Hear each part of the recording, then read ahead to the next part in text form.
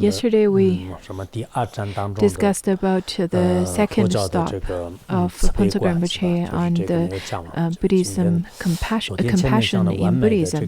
Yesterday we've already completed the part on the perfect conduct. Today we'll continue with the perfect thought in Buddhism. The Buddha claimed that all sentient beings equally share the same aspiration to attain happiness and to be free from suffering. This is an uncommon teaching that other religions in this world are not able to preach. Well, the opinion of Buddhism is that all sentient beings share the equal aspiration to attain happiness and to be free from suffering. All sentient beings are like such. So Buddhism takes the unique characteristics of caring for all sentient beings' welfare. Many other religions aim at benefiting most sentient beings, but inevitably bring harm to some other beings. For instance, they work for the well-being of humankind while unfortunately depriving animals of their lives.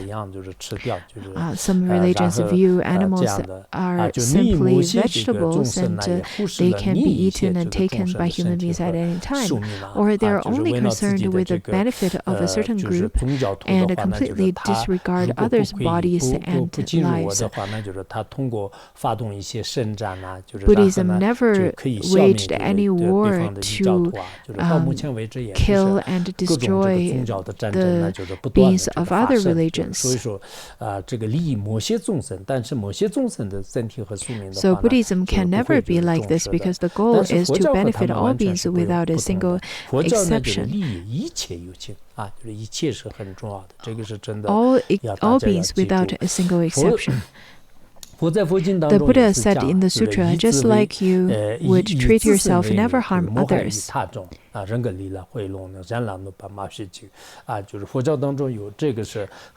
This is an important quote from the Buddha that we often would quote. This is similar to the Chinese saying that if you do not wish for it, do not bestow it to the others.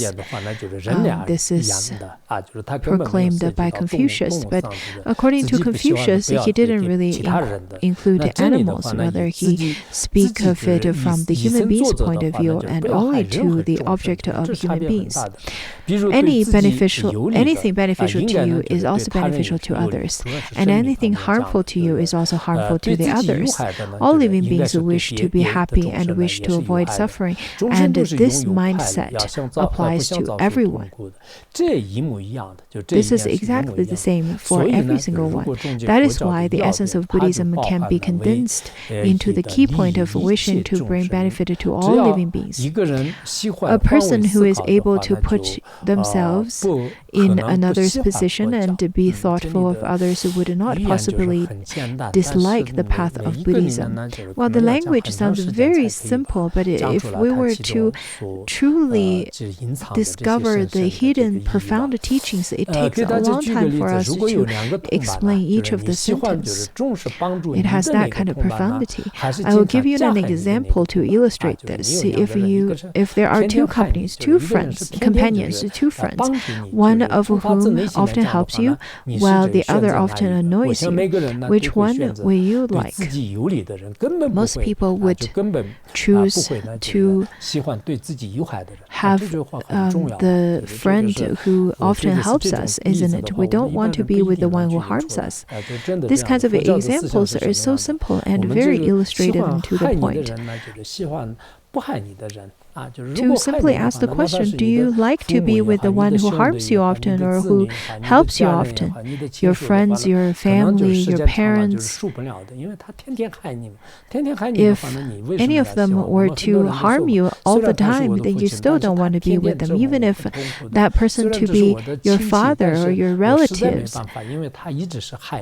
You still would not like to spend time with them if they were to harm you all the time. But if a person who often helps you, then you naturally would be drawn to them. I think this example is very concise. I'm sure that you would choose the person who is kind and helpful, but stay away from the malicious one. Just like you, all beings prefer those that help them and try to keep their distance from those who harm them. Buddhism is a religious tradition that unfailingly aims to bring benefit to each and every sentient being.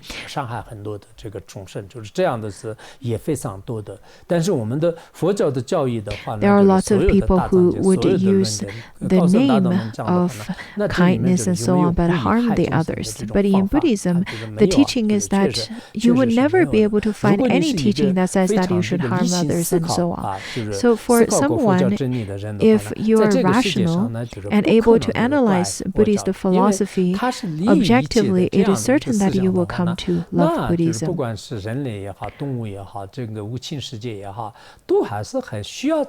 And this kind of philosophy is very much needed in our world, to the animate and inanimate world equally.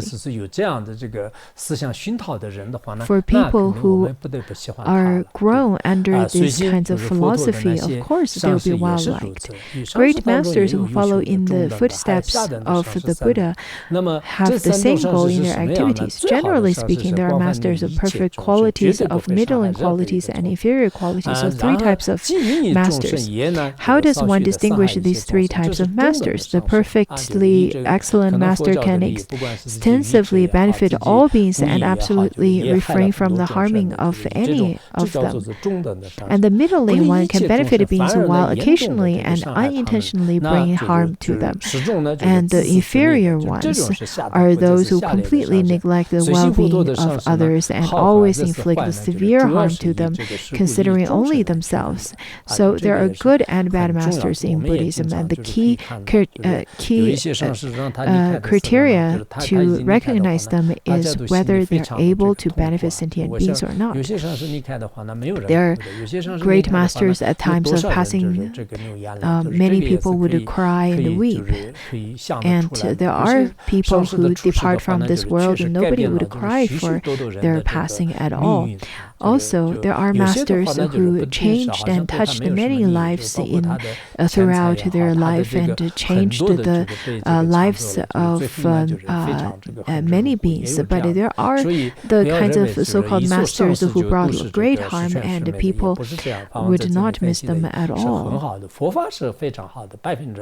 Dharma is wonderful. Buddha Dharma is 100% perfect. And in terms of the masters, there are the ones that's more beneficial and the ones that's less, and the ones that's not beneficial at all.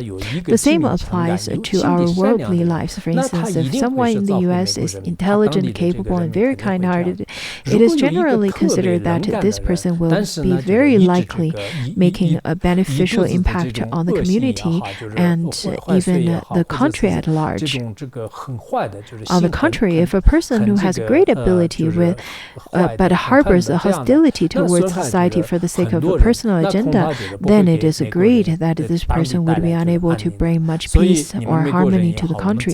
Therefore, it is unanimous that people from anywhere in this world, whether American or Tibetan, always prefer consideration and kindness rather than those who bring harm to them. Well, to the Lama or to our fellow Sangha members, there are people who are well liked and the people that's well disliked. Anyhow, for whatever reason, let's forget about what had happened in the past. From today onwards, we'll try to strive to become the kind of a person that is well liked by the others. We can learn to be more inclusive, we can learn to be more generous and kind-hearted, and benefit benefiting others. I myself, I have already spent over half of my life, and what had already passed has passed. There's not much I can do. For many of you, however, you're still young. You still have the opportunity. This time I'm simply reading through these teachings quickly for all of you, but I really wish that you take your time and reread it again and study and contemplate upon the teaching. I purposely printed out this book really well in very good materials and so on, so that you will flip through it again and again. Many of you present here are already Buddhist and you understand my points. I hope all of you can develop a deeper love for Buddhism and engage more diligently in Dharma practice. This is the requirement for the Buddhists. Some of you who are followers of Christianity would also love the Buddhist philosophy of altruism. As we know, when being crucified, Jesus Christ underwent unimaginable suffering in Jerusalem, but he knew his crucifixion was necessary to pay for the sins of all humankind and to make it possible for humankind to attain happiness.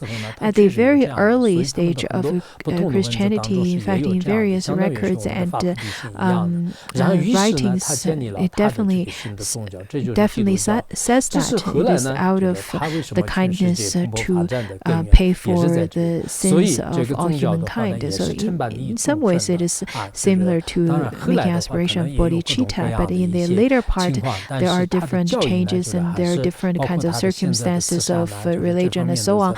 But the teaching of Christianity definitely is based on loving kindness and charity and so on. Carrying the pain and suffering of others and bestowing happiness upon them was the spirit of Jesus, which inspired numerous people to follow them. And that is what gave birth to the religion of Christianity. I believe his altruistic practice is the fundamental reason that Christianity has remained thriving in the world for so many centuries. Christianity is also a religion that aims for the benefit of many sentient beings.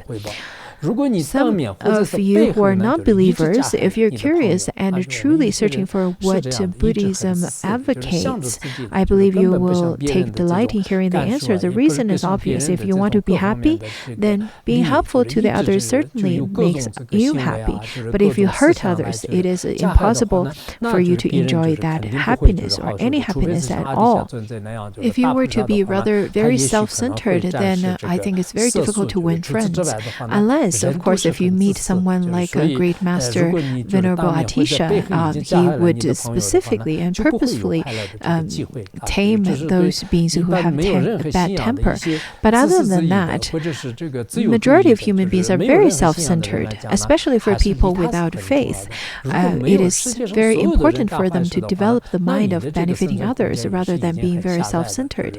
If you do not benefit the others, then this world would leave very narrow gaps for you to survive. There are people, the fourth kinds of people, if you just want to pursue worldly pleasures and security with food, clothes, and all necessities, it is also essential to follow the sublime path of Buddhism that is tranquil and harmless and to joyfully practice the Dharma as much as possible. There are people who only seek the safety and security of food, clothes, and all worldly pleasures. But even those kinds of people, you would still be able to gain benefits in Buddhism because Buddhism only provides benefits, not harm. Some of the Buddhists over here, in fact, many of you don't really have the thought to benefit others nor to gain liberation for oneself. At the same time, not really having no belief either. So there are people like that. And then Phuntsok Rinpoche over here says that I sincerely wish all of you present here as well as all your friends can truly practice this unique and peaceful path of not harming any sentient beings. May you enjoy auspiciousness and happiness. And then maybe we'll read through the physical examination at UC Health. After this wonderful speech given by Phuntsok Rinpoche, I really hope you can read it again and again. So after this wonderful speech, then Phuntsok Rinpoche felt quite well on this trip. But still, since he had a few basic health issues and was in the U.S., where advanced healthcare technologies were available, many disciples urged him to take this opportunity to have a thorough checkup, and in particular, to see if his eyesight could be restored. At the time, the disciples in the United States offered and said that let's take this opportunity to check Phuntsok Rinpoche's eyesight. It has to be done, as they said. Therefore, we put his physical examination on the schedule and made an appointment at UC Health University of Colorado Hospital. Well, I went to Colorado University back in 2013, and I gave a teaching on the Tibetan Dharma as well as shared information on Larongar at University of Colorado. And a university professor back then, he said that, well, when you first came, you came as an attendant, and now you came here as a great Khenpo. Her tone was rather unpleasant, but I didn't really say anything else. The UC Health was founded in 1989 and has been recognized as one of the nation's top hospitals, especially when it comes to the eyesight checkups, and it was renowned not only for the vision diagnosis and treatment, it was very good at checking for heart and so on. It was clean and quiet in the hospital, and the entire medical staff seemed kind. They spoke in an affable manner, avoiding any unsuitable words that might annoy the patient. Unlike, according to my journal, I wrote down some of my experience with certain doctors and nurses that they tend to be rather quite quite harsh and annoying in some ways. I wrote one of the stories in the footprint on the journey. There was one nurse who was rather very impatient with me and quite harsh. They spoke in an affable manner, however, in this hospital, avoiding any unsuitable words that might annoy the patient. They followed in an orderly way to do the examination, performing every step without haste. The nurse first did some regular tests with the instruments and kept a record for the results. The nurses was very supportive. They would say that, the instructions was very kind, and they spoke very gently, saying, now please look to the left, oh that's great, and now look to the right, oh you did a great job. The whole process made us feel relaxed and left me with a lasting positive impression. Back in 2017, I went to a hospital affiliated with MIT, and I remembered their doctors and nurses were also very kind, so this is not just a temporary experience. Maybe because they don't have that many patients compared to the hospitals in China, because in the large hospitals such as Huaxi Hospital, Beijing Hospital, and so on, the doctors has to see a person in a few minutes, so they have a deadline, and then maybe they would have to rush the patients. But in the United States, the hospitals don't have that many. They don't have that many patients. Maybe that's why their attitude were very kind. The result of Phuntsok Rinpoche's examination was positive. His overall health was satisfactory, but unfortunately there was no effective method to restore his eyesight, which was probably due to the lack of merit on the part of sentient beings. On that day, Annie Mitron also had a physical checkup because of certain heart problems that caused her to be on the regular medication. we had rather a lot of, we don't have too much time back then. Otherwise, we really wanted to get maybe another eye checkup in United States and Canada, but unfortunately we ran out of time. Missed the homeland. On the afternoon while Yijing Norbu was resting in his room, Animidron Lama Phuntsok and I enjoyed leisure time on the grass outside of the door. The sun was shining and the sky blue, dotted with white clouds. Looking at the snowy mountains in the distance, a familiar feeling made us think of our homeland.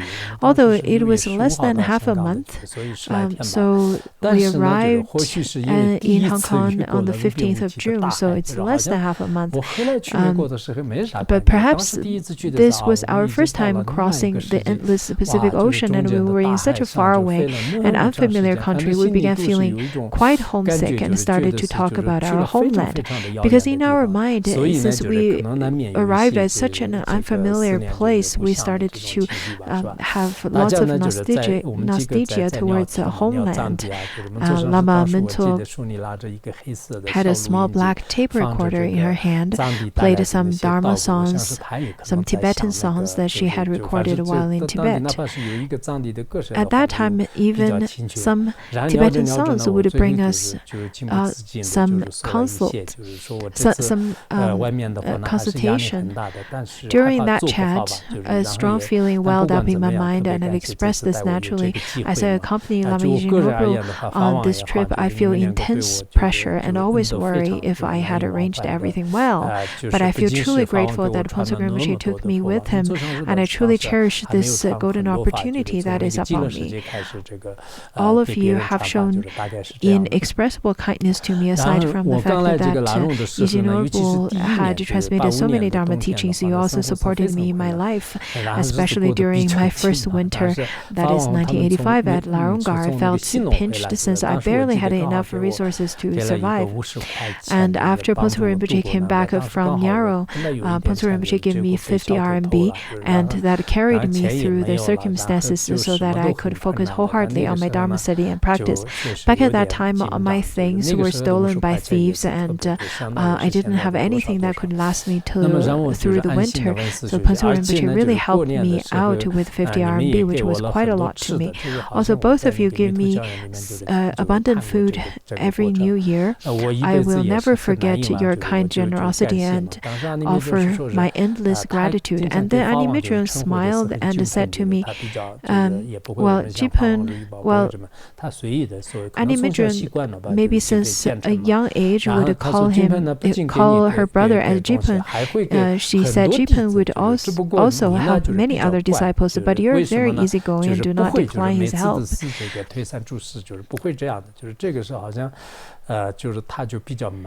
So she's very happy about me not saying no to him all the time. Phuntsok Rinpoche, in fact, give help to many disciples, such as Toku Tenzin, Jigme Rinzin, and Khenpo Norba, and so on. Mainly food. Unlike some other disciples who constantly reject his help, and that disciple is Khenpo Sodargye Lojo, and that kind of decline often makes us feel really embarrassed. A few years ago, Khenpo Sodargye Lojo, I told Khenpo Sodargye Lojo about what Annie Midro said, and Khenpo told me that at the beginning he felt quite uneasy and embarrassed to receive gifts from the others, from Phuntsok Rinpoche, but after a few times he started accepting them. And then he also shared his feelings that indeed if people kept on refusing your generosity, you would feel quite embarrassed. And then I thought to myself, but you're not that generous, you barely give me anything. We also talked about many experiences when we traveled together in India. Lama Mentso was not very talkative, but this time she also shared some stories about her childhood when she herded goats, and a few of her younger brothers,